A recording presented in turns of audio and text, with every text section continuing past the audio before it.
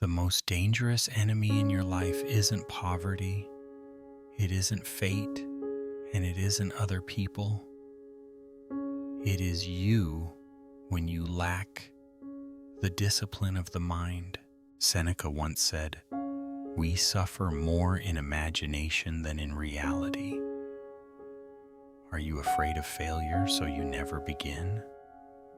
Are you holding on to the hot coal of anger to throw at someone else, only to burn your own hand?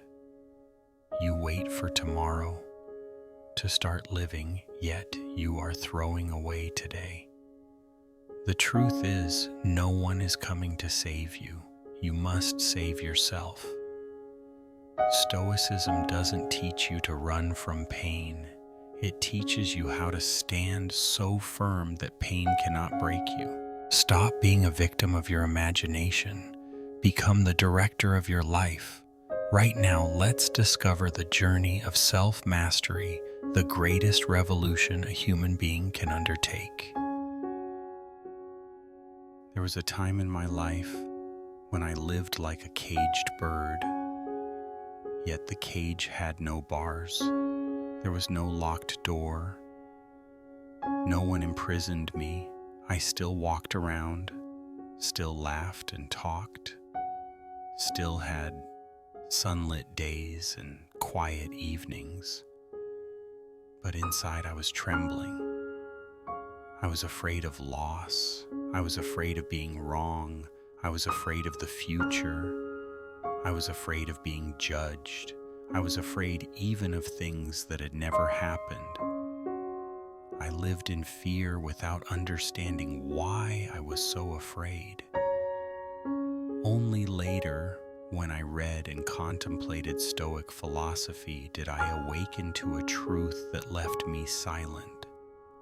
Most of human suffering does not come from life itself, but from the way we imagine life. You are not afraid of being poor. You are afraid you cannot endure poverty. You are not afraid of failure. You are afraid of the shame that follows it. You are not afraid of losing the ones you love. You are afraid of the emptiness that comes after. You are not afraid of death. You are afraid of a future you can no longer control. Fear does not live in reality. Fear lives in imagination. We suffer more in imagination than in reality. This sentence, if you allow me to speak honestly, is one of the lines that woke me from a sleep that lasted many years. Try to look back at yourself. How many nights have you lost to a thing that has not happened? How many days have you sunk into gloom because of a future that has not arrived? How many sorrows have you created from assumptions without evidence? Real suffering, when it comes, is often shorter than we expect. Imagined suffering can last a lifetime. I once feared failure so much that I was exhausted before doing anything. I once feared the future so deeply that I despaired before it even arrived. And the strange thing is this: when disaster truly came, I could face it.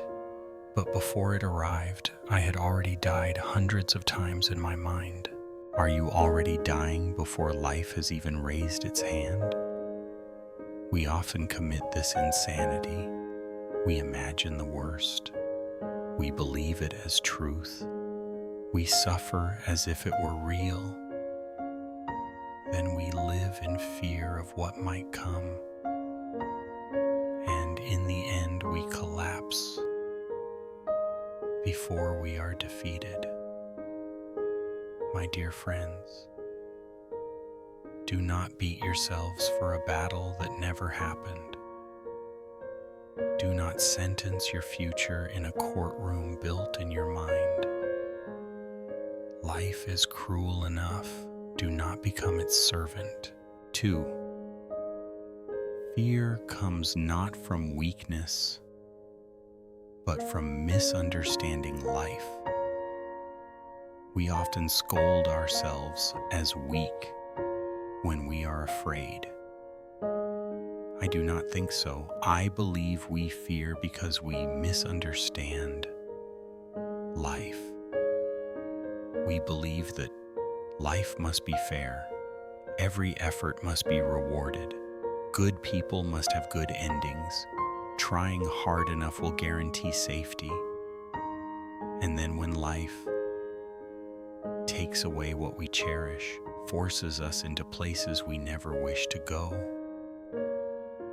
favors those who seem unworthy of favor, we become confused, resentful, and afraid. Not because we are weak, but because we believed something false about life. We think life is a place to control. It is not. Life is a place to live, not to command. The truth is, no one owns a map of the future. No one signs a contract with fate. No one avoids risk. No one preserves everything. When you misunderstand the nature of life, you will fear it every time it behaves according to its nature. It's not because life is dangerous. Fear is because we believed life should be safe. And now I say to you, in the voice of one who has walked through many losses, life does not owe you certainty, but it gives you endurance. It does not promise peace outside, but it builds strength within. When you understand life correctly, fear will not disappear, but it will no longer rule you. 3.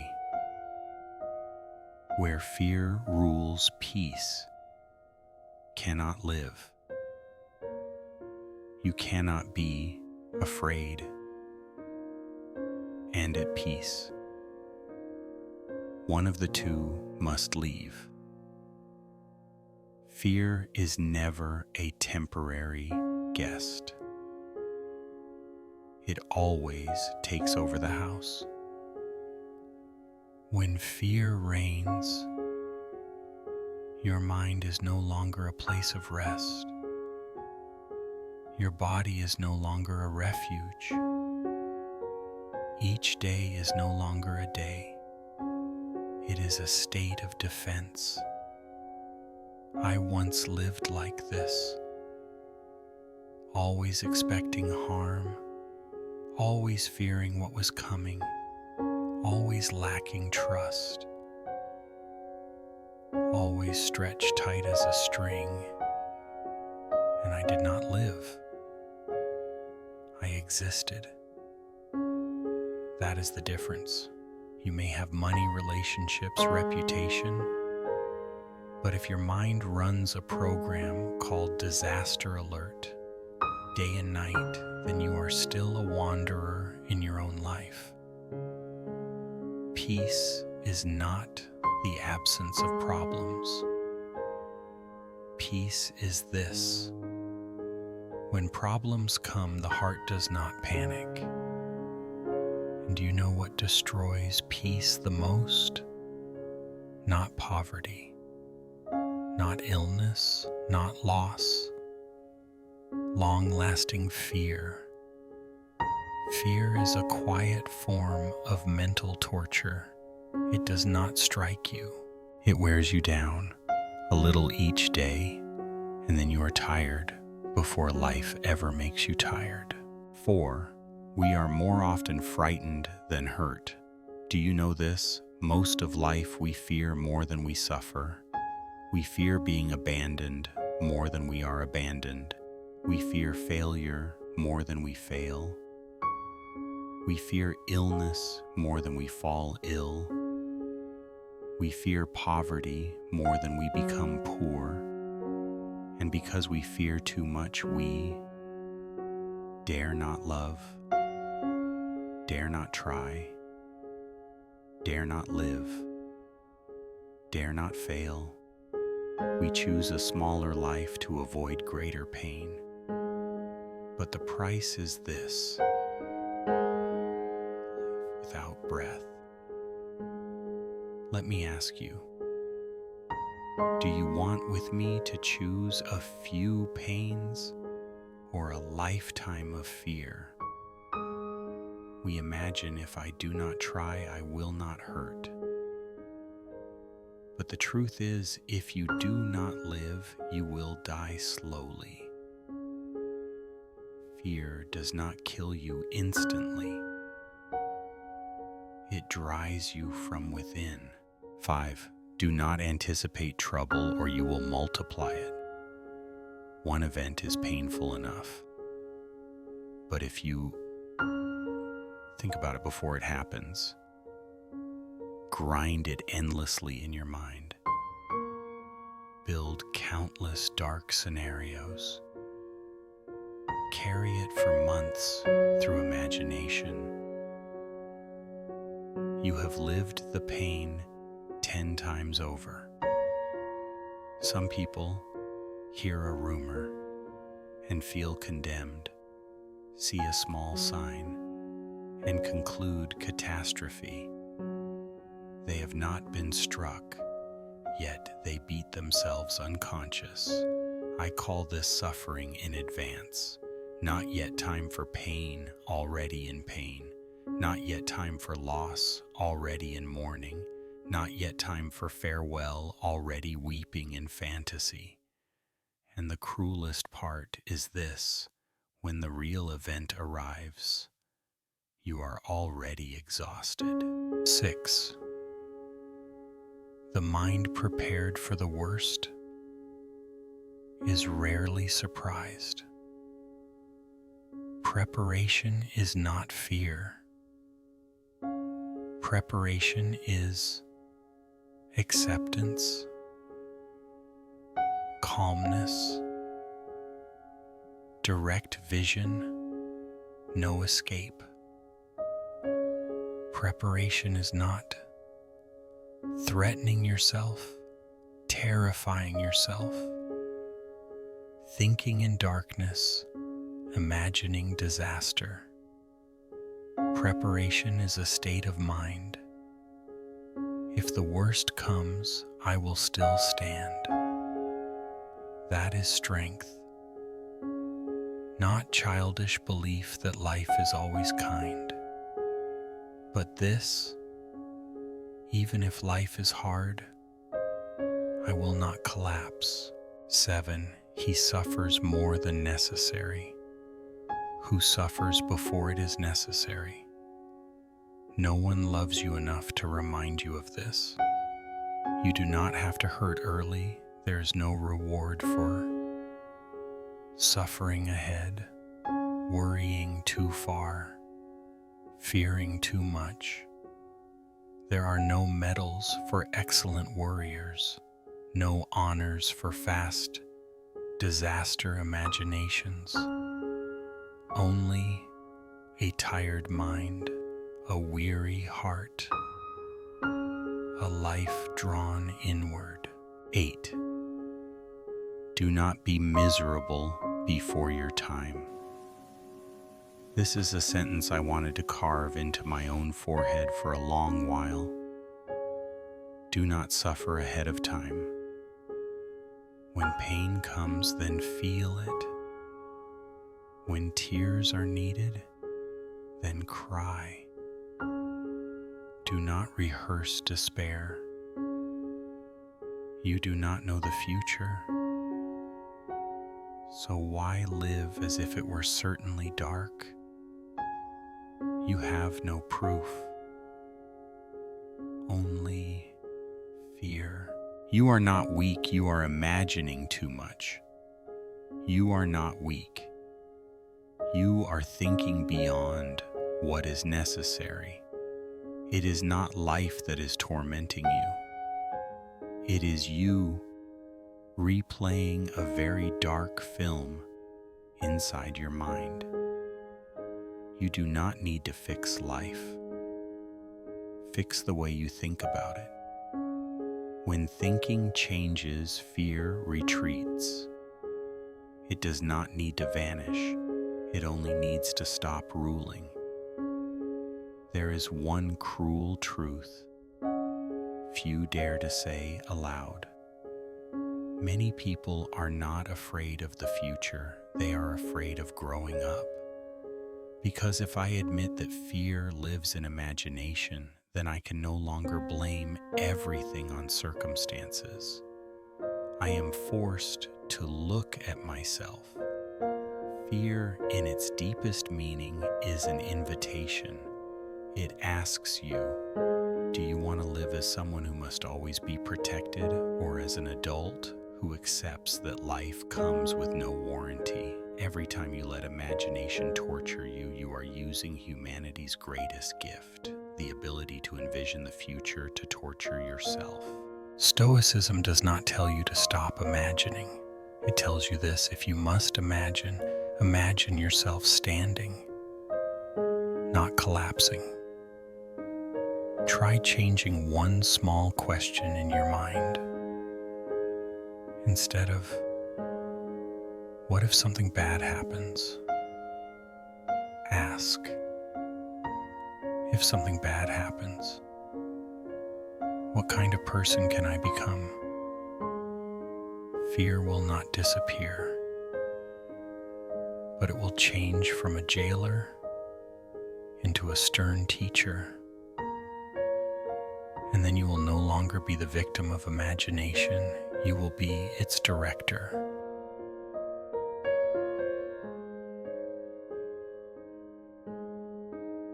Anger was once the ruler of my life.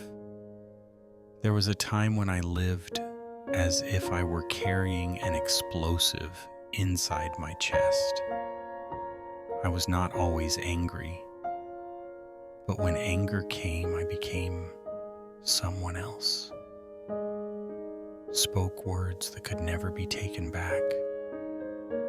Thought thoughts I dared not confess. Cut off relationships in a single moment. Served my pride more than the truth. And after the storm, I would sit alone with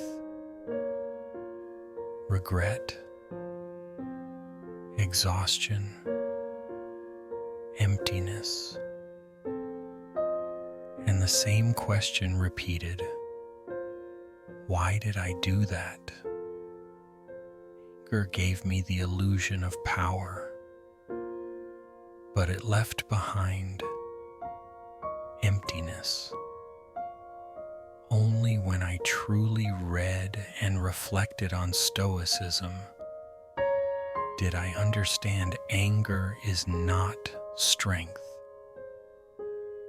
It is an inner defeat. 1. Anger, if not restrained, is often more harmful than the injury itself. It is not pain that ruins us. It is our reaction to pain. One insult may touch you, but anger will drag your whole life into the mud. One act of injustice is only a moment, but rage can last a lifetime. I once lost a precious friendship, a relationship that could have been saved, a good opportunity, not because they were wrong, but because I reacted wrongly. The one who hurts you merely passes by, but anger stays. It makes camp. It declares itself king. It forces you to obey destructive thoughts. The strange thing is, the one who wounded you may have forgotten, but you go on living for years. With anger, you are no longer under attack, yet you keep bleeding, not because of them, but because of yourself. 2. The greatest remedy for anger is delay. Anger lives on speed. It needs you to react instantly. It urges you to speak now, act now, decide now, cut now.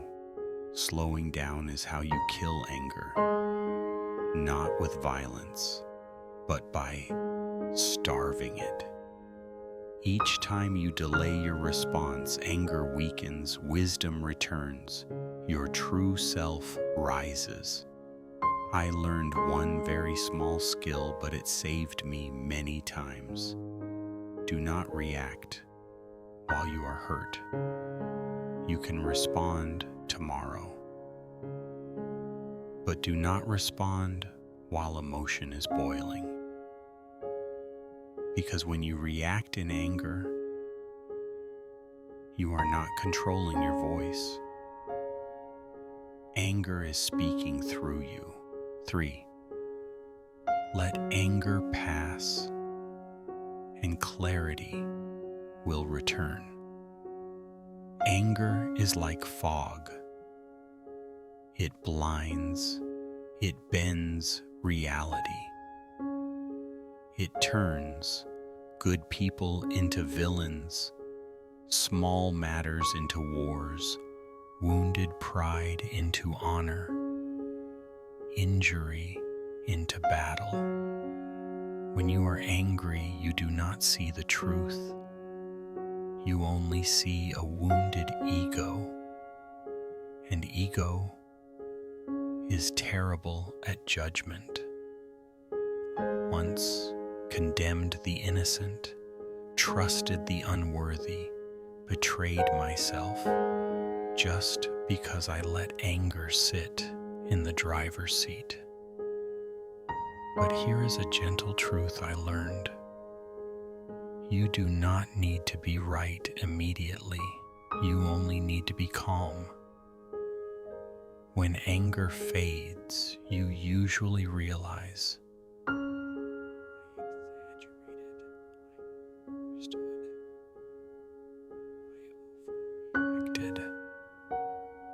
But if you have already spoken, if you have already acted, then clarity arrives too late.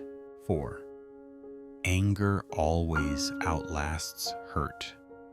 Have you noticed a wound can heal, can fade, can be forgotten, but anger buries itself deep, eats quietly, slowly. It turns into prejudice, coldness, bitterness. Pain teaches you vulnerability, but anger teaches you cruelty, not only toward others, but toward yourself. I have met people, the event happened 20 years ago, yet the anger is as fresh as yesterday. They do not live in the present.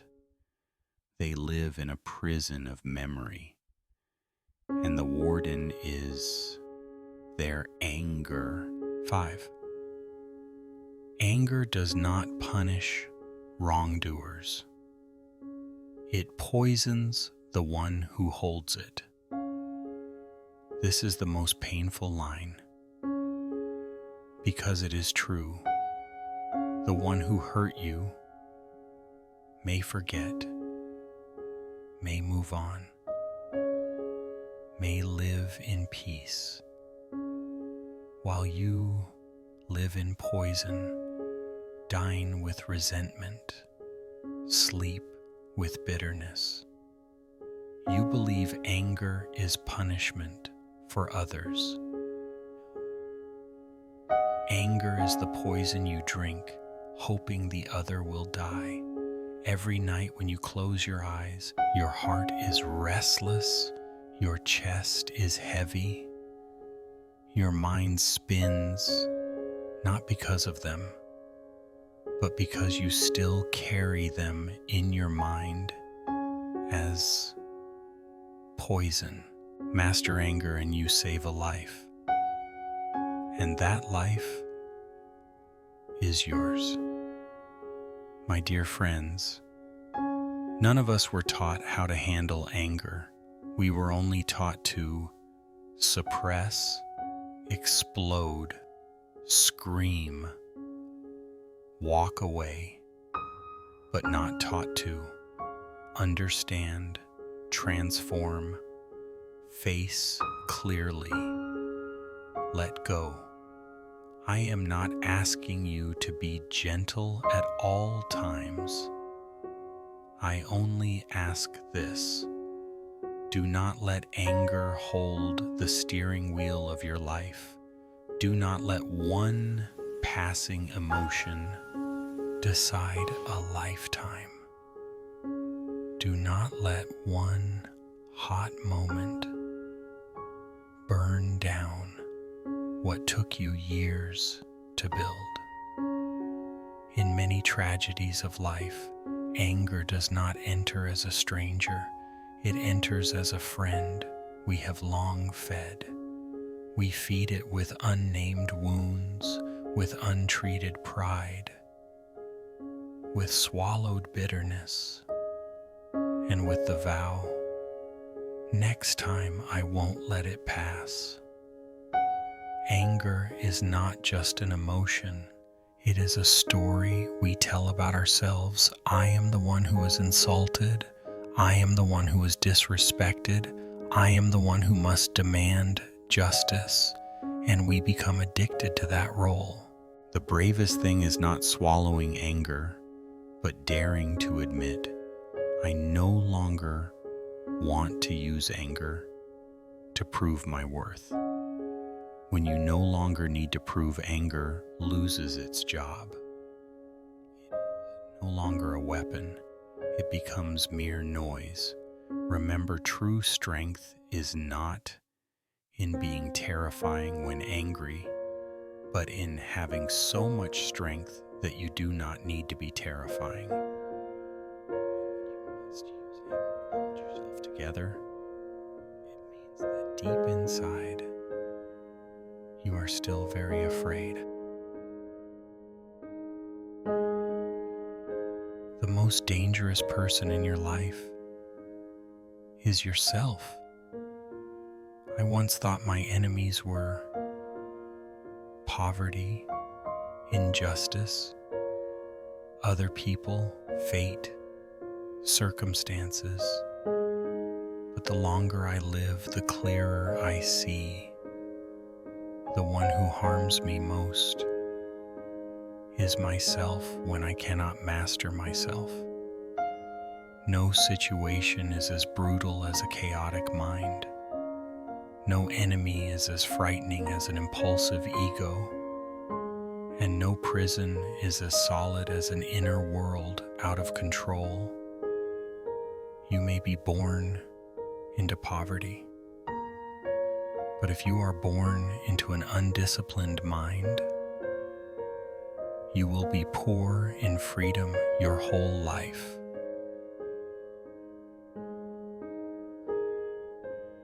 He who conquers himself is the bravest of all. We grow up with a distorted definition of courage. We think courage is not being afraid. Courage is being combative. Courage is being reckless. Courage is being loud. But I read Seneca in silence and understood this. The easiest victory is victory over others. The hardest victory is victory over yourself. To defeat someone else, you can use strength, you can use strategy, you can use violence. to defeat yourself. You must use discipline. You must use awareness. You must use daily courage.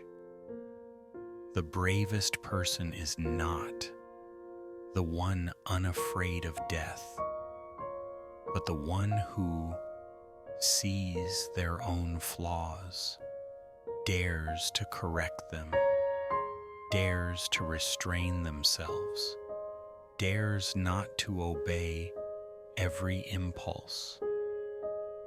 How many times have you known the right thing but did not do it, known the wrong thing and still did it? And then you say, I can't control myself. No, you are not lacking ability. You are lacking the determination to face yourself. 2, no one can live happily without mastering his emotions.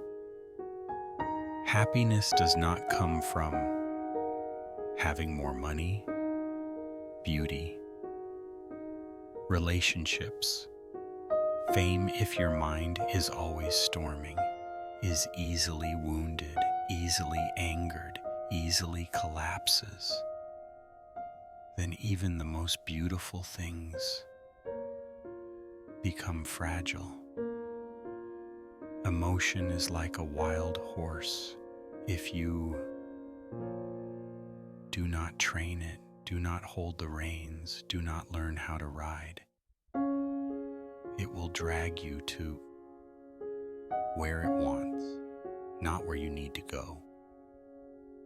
Emotion is not wrong, but to let emotion rule is disaster. 3, a wise man neither fears nor desires excessively. Too much fear, the heart shrinks. Too much desire, life becomes chaos. A person who wants too much, fears losing too much, is a person who will never be at ease. I once craved recognition, craved victory, craved attention, craved being above others, and I became exhausted, comparing, disappointed, drained dry, until I realized it was not because I lacked, but because I did not know what enough was. The one who does not know enough even at the peak is still miserable. The one who knows enough even empty-handed is still at peace. 4, if you are ruled by emotion, you will be a slave to suffering. Slaves of the old days had chains on their feet. Slaves of today are chained to their emotions. One criticism, you collapse. One look, you sink. One compliment, you float. One failure, you fall. You are not living, you are being pulled. And your whole life is just reacting, resisting, avoiding, clinging.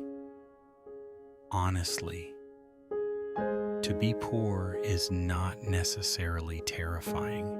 To be ruled by emotion that is hell. 5, freedom begins when fear ends. Many people dream of freedom, financial freedom, freedom at work, freedom of location, but they forget. If you are still afraid, you are not free. Afraid of being judged, being abandoned, losing, being looked down on. And so you live by the crowd, live for other people's eyes, live inside a mold, You call that safety. I call it an invisible prison. 6. No man is free who cannot control himself.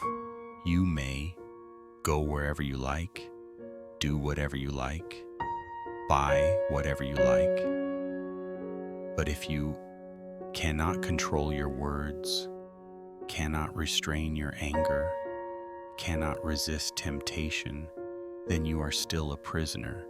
The only difference is the prison is in your mind. 7. Inner peace is victory over yourself. Inner peace is not a smooth life, a life without events, a life without conflict. Inner peace is when life storms and your heart does not shatter, when life goes against you and your soul does not fall apart. You do not need to defeat the whole world. You only need to defeat greed, defeat anger, defeat delusion. Peace is not a gift from fate. It is the fruit of self-discipline. Master yourself, and life becomes smaller. In the past, I felt life was too big. Big problems, big people, big fears. Today, as I learn to master myself, everything becomes smaller. Not because life has shrunk, but because I have grown.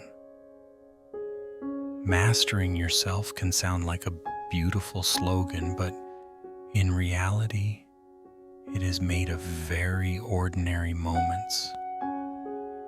Turning off your phone when you should sleep, keeping quiet when you want to argue, sitting down to work when all you want is to scroll.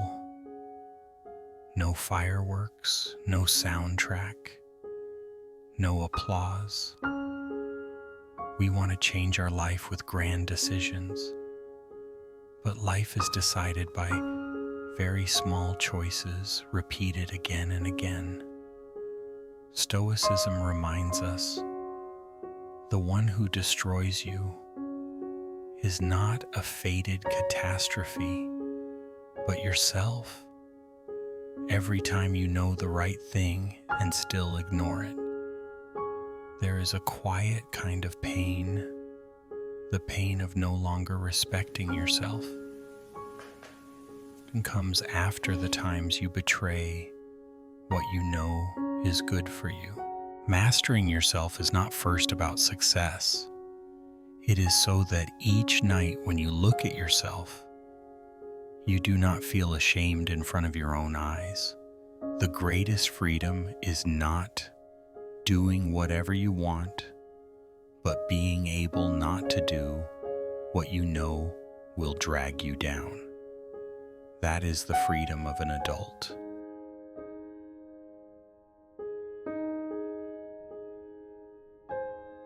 I once lived, but not here. Here is a quiet, painful truth. For many years, I did not truly live. I only existed in form, moved by inertia, thought about tomorrow, regretted yesterday I ate, but did not taste. I walked, but did not see I was with others, but my mind was elsewhere. I lived like a shadow of myself, and then I understood. You cannot live in the past. You cannot live in the future.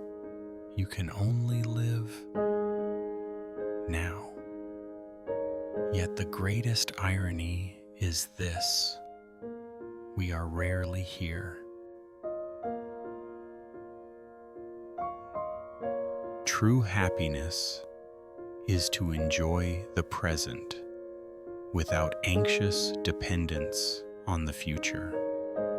We are taught to study for the future, work for the future, strive for the future, endure for the future, and then we forget to live for the present. Have you noticed when you think I'll be happy tomorrow? I'll live once I have money. I'll rest when life settles. You are putting your life up as collateral for a promise the future. I am not telling you to live recklessly. I am only saying, do not postpone happiness. Happiness is not a destination. It is a quiet morning, a full meal, beam of sunlight.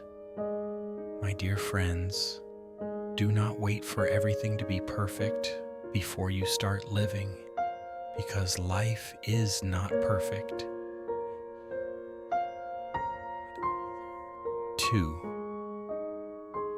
Do not let the past disturb you. You no longer live there. The past has a strange power. It no longer exists, yet it makes you cry. It is already gone, yet it keeps you there. I once got stuck in one mistake, locked myself inside an old decision, blamed myself endlessly. I lived as a memory keeper, not as a living person. Torturing yourself over something that cannot be fixed, punishing yourself with memory, apologizing to someone who is no longer there. I say this with all the compassion I have. You cannot repair the past by suffering. You can only destroy the present by carrying the past with you. You no longer live there, so do not pitch your tent in the ashes. 3. Do not be miserable before your time. This line is a gentle slap. We often cry before loss, panic before poverty, mourn before farewell, collapse before pain. We rehearse suffering, practice it like a habit. But let me ask you, what do you gain by hurting early? Who rewards you for worrying ahead? Who gives you a medal for excellent self-torment? No one. Only one thing is certain. You grow tired sooner. You grow sadder longer. You grow weaker faster. Do not imagine hurting early makes it lighter. No, you have only multiplied, prolonged, gnawed at your pain. Are you living or only preparing to live? Be honest. Right now, are you living or merely waiting to live? You are waiting to be healthier, richer, more stable, better positioned. But life does not say, when you are ready, live. Life says now or never. My dear friends, one day when life is closing its doors, you will not regret not earning enough money. You will regret not watching enough sunsets, not loving fully, not living truthfully. We often underestimate the cruelty of do it tomorrow. Every time you say, I'll live properly tomorrow, you steal from yourself a day that will never return. Philosophy does not ask what you will do with your whole life. It asks, today, just today, are you truly here living in the present? Does not mean forgetting the past or abandoning the future. It only means this: when you eat, you truly eat. When you listen, you truly listen. When you work, you truly work. When you are with someone, you are not scrolling through other lives on a screen. One of the quietest tragedies is this: we only recognize the value of a moment once it has become a memory. Stoicism teaches us to reverse that process, to live as if what is happening today is already a memory. If this were the last ordinary evening you would ever have, how fully would you want to be present?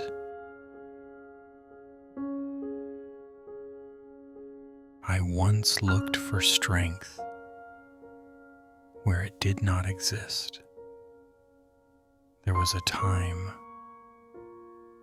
when I thought strength meant never being looked down on, never being hurt, never being overpowered, never letting anyone climb over me.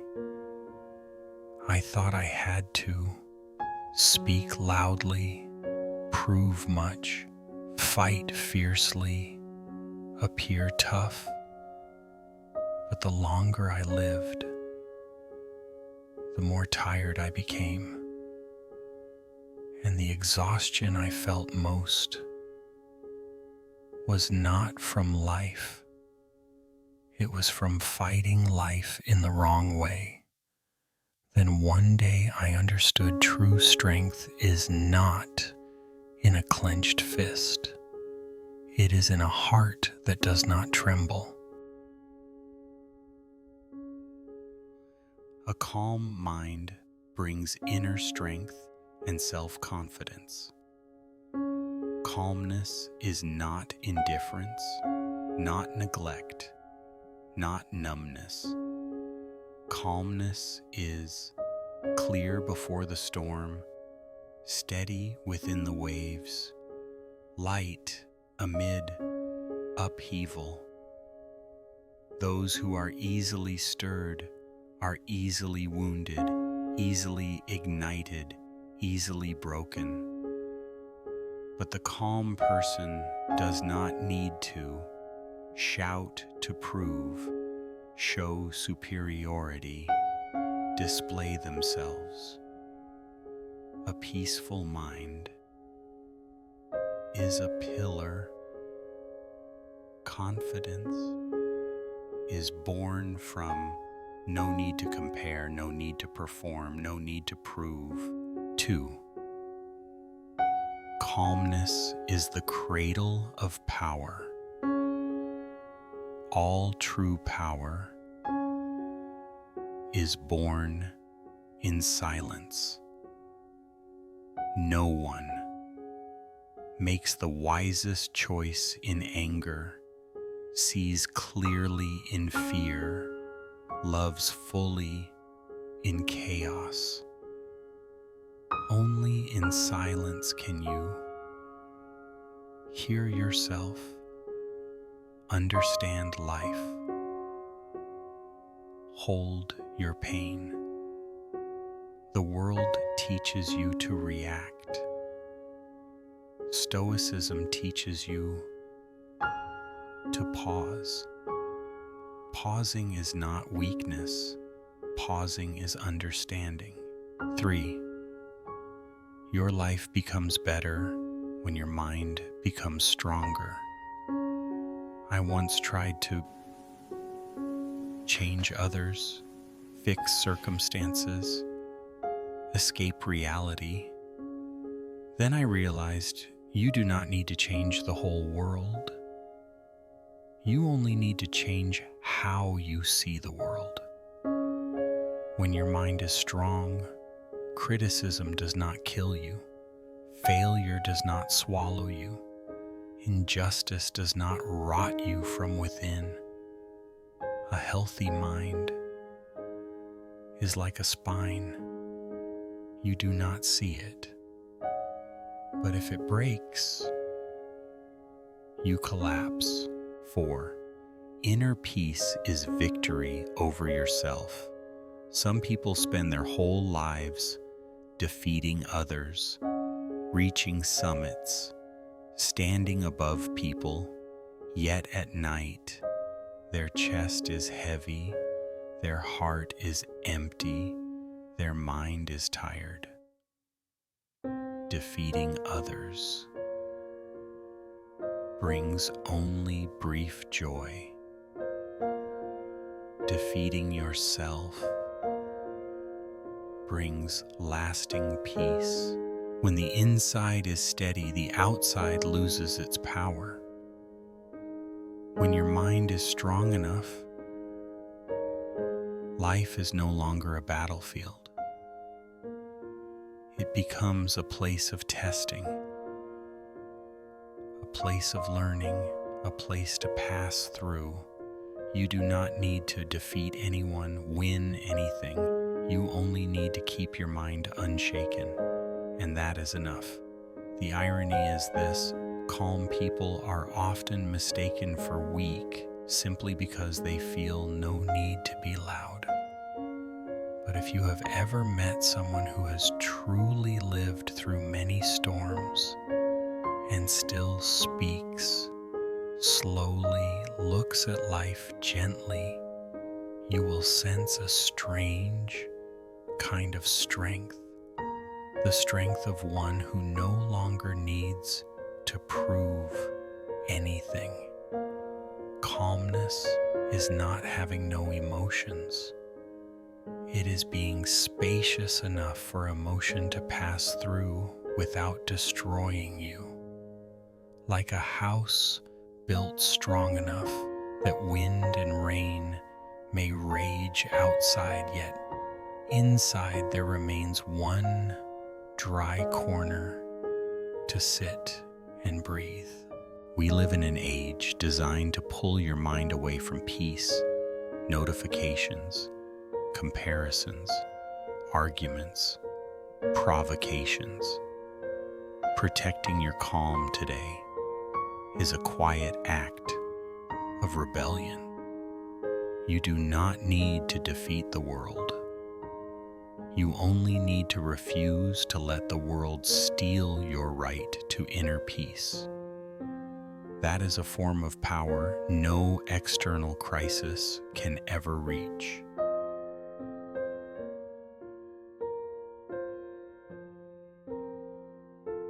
I once thought that having more meant living.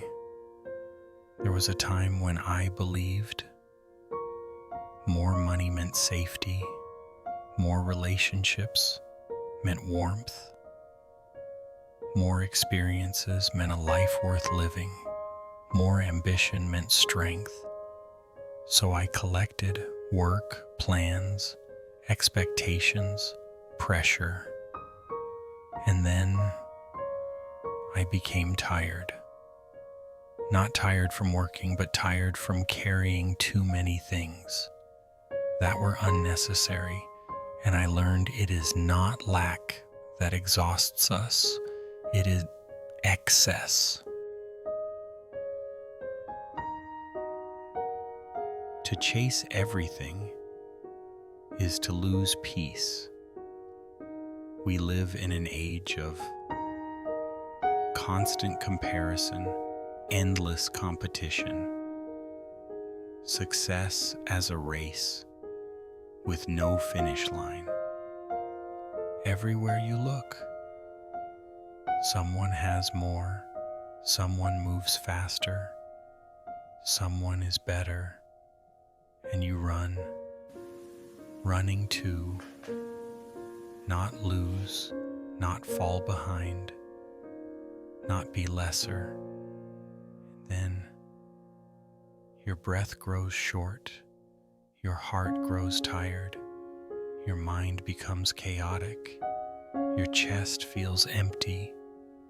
You may become richer, stronger, faster, but peace becomes smaller. We trade stillness for a blind pursuit. 2. A wise man neither fears nor desires excessively. Too much fear, you clutch. Too much desire, you grasp. And when you hold too tightly, you want too much. You used to be free. I once clung to status, pride, my image in other people's eyes, and I was tired. Not because life was heavy, but because I would not let go. 3. The less you need, the more powerful you become. This sounds like a paradox, but it is true. When you no longer need approval, no longer need to prove, no longer need to compete, you cannot be controlled. Whoever cannot control your needs cannot control you. The more a person needs, the easier they are to buy, the easier they are to shake, the easier they are to lose. You need less to live more fully. Life does not command you. Have more. It only asks, are you living, my dear friends? Having less of expectation, fear, comparison, blind ambition is not failure, it is awakening. Society teaches us to measure life in how much money, how many relationships, how many experiences, how many achievements. Stoicism asks a sharper question. Of all this, how much is truly necessary for a life of dignity?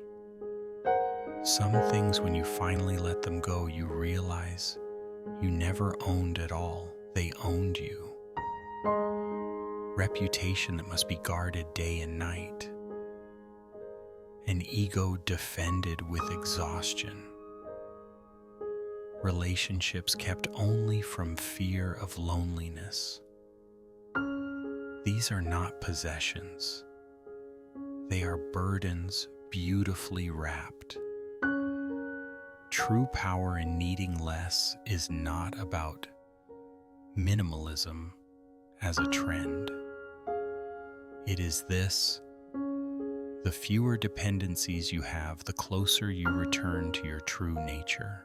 Sometimes the greatest advance in life is not having more, but daring for the first time to say softly, I do not need this anymore.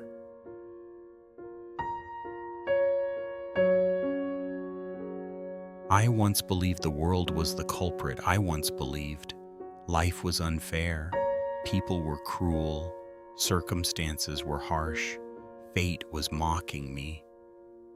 And so I lived as a victim. I looked at life through the eyes of the wounded. Then I read the Stoics and was awakened by a cold truth. It is not events that wound us. It is how we interpret them. I do not hurt because of what happens. I hurt because of the story I tell myself about what happens. 1. It is not events that disturb us, but our judgment about them. Events are neutral. They have no intent, malice, agenda. But once they enter our mind, they become tragedy, injustice, disaster, collapse. Not because they are that way, but because we label them so. The same rain is hope to a farmer, is inconvenience to a traveler, is loneliness to one in heartbreak. One event, 3 experiences, not a different life, a different mind. 2. Do not anticipate trouble or you will multiply it. Nothing has happened yet, but you worry, fear, imagine countless disasters, and in your mind, it has already happened 100 times. I call this suffering by imagination. You have lived through 30 deaths, 40 heartbreaks, 20 farewells, when in reality none of them occurred. The trouble is not here yet, but you are already exhausted. 3. The mind prepared for the worst is rarely surprised. Objectivity is not pessimism. Preparation is not anxiety. Preparation is accepting that life does not obey you. Understanding risk is inevitable. Seeing loss as part of living. You do not panic when it rains. You carry an umbrella. A prepared mind carries an umbrella for life. Are you thinking or are you living? There is a difference between thinking to understand, thinking to torture yourself. Stoicism does not tell you to stop thinking. It teaches you how to think rightly. Less assumption, less exaggeration, less dramatization. The hardest part of hearing it is not events, but our thoughts about them is this. The ego instantly protests. It is all my fault. Stoicism does not come to accuse you. It comes to return something you never had as a victim. Power over your story.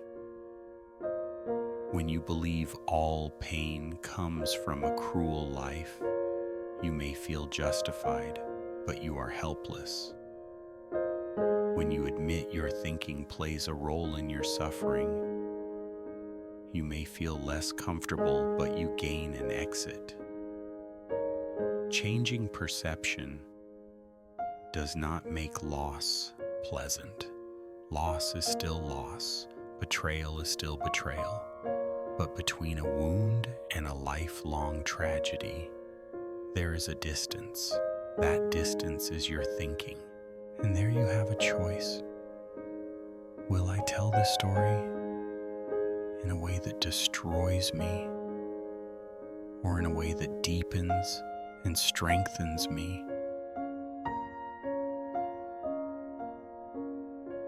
No one will save you except you. I want to open this final chapter with an honest truth. Other than yourself, no one is responsible for saving you from your own life.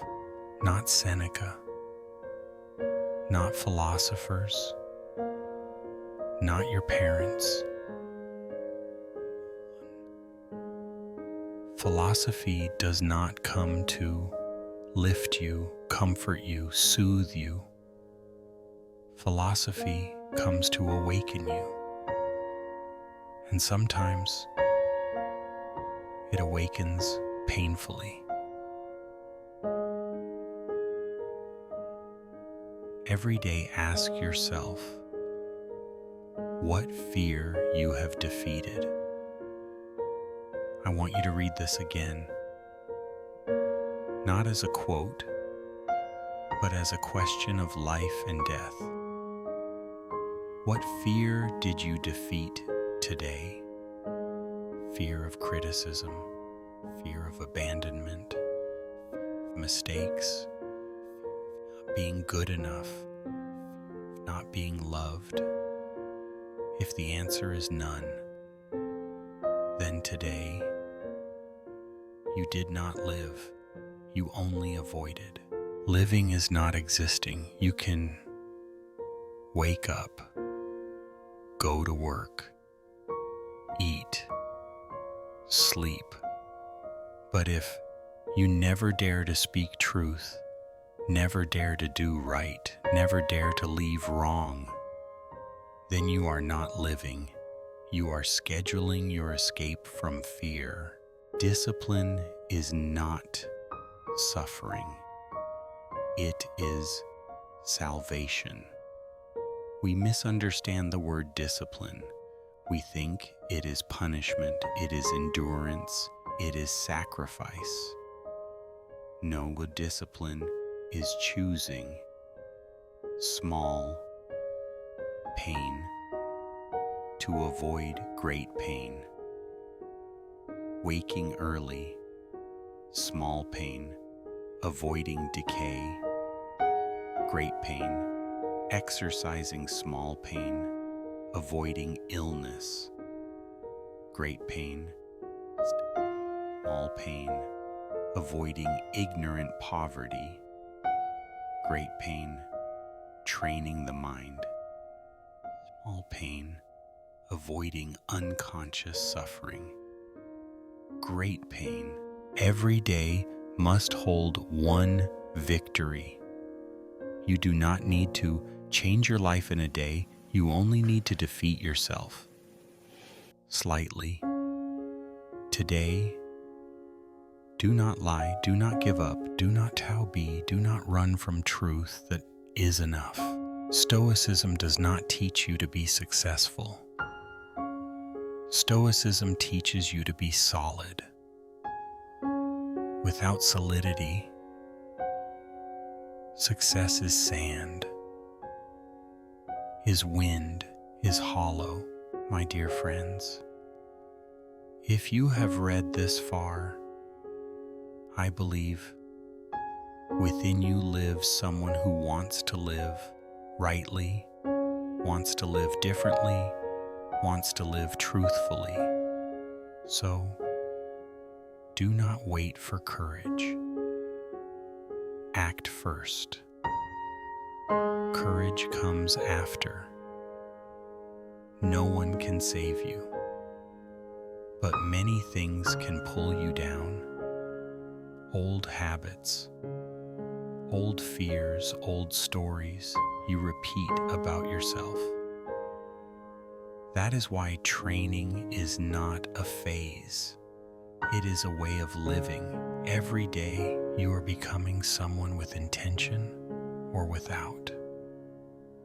If you do not train yourself deliberately, the world will train you in its way. Through addiction, through distraction, through fear, through comparison. Stoicism does not promise life will become easier. It promises you will not remain the same person when facing what is hard. Be honest with yourself. Which fear have you allowed to defeat you for too many years?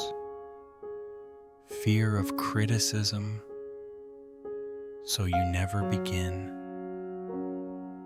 Fear of loneliness, so you stay in poison. fear of failure, so you never live truly. Each time you rise, even shaking, you teach yourself a new sentence: I no longer belong to my old self. In the end, philosophy is not beautiful words to collect. It is small actions you choose differently today. A more honest decision. One small step beyond fear. One choice of what is right over what is easy. That is where every inner revolution begins. My friend, Stoicism isn't just a collection of beautiful quotes to store away. It is a weapon for your daily battles. Don't just turn off this video and return to your old self. Choose one thing, just one small thing we discussed today, and apply it tomorrow. It could be waking up earlier, remaining silent when you want to rage, or simply truly tasting the meal in front of you. If this video resonated with you, please leave a comment sharing one fear you are determined to defeat this year. I will read them and walk this path with you. Don't forget to like and subscribe so we can build our inner strength together every day. Thank you for listening. Remember, no one can save you except you.